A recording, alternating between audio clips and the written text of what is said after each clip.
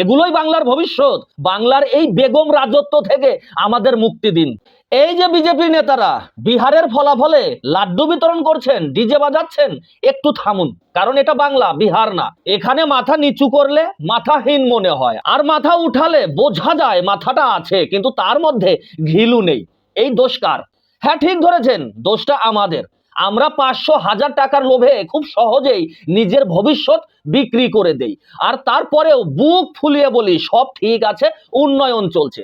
এই বাংলার রাস্তা ভাঙে, হাসপাতাল ভাঙে, শিক্ষা ভাঙে, কিন্তু আমাদের প্রতিবাদ ভাঙে না। কারণ আমরা প্রতিবাদ করি ভুল জায়গায়। মেয়েকে রাস্তা থেকে তুলে নিয়ে গেলে অথবা হাসপাতালে ধর্ষণ হলে চুপ করে থাকি, কিন্তু চটি চাটা বন্ধ করতে বললে সুটিয়ে লাল করে দেবো, নোংরামি বার করে দেবো। তাই নেতাজি বিহারের ফলাফল দেখে ঝাপাঝাপি কাপাকাপি করার আগে একটু বুঝুন বাংলা কি চাইছে, বাংলার পরিবর্তন কিভাবে হবে তা নিয়ে একটু ভাবুন।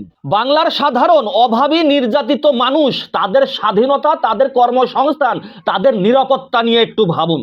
এগুলোই বাংলার ভবিষ্যৎ।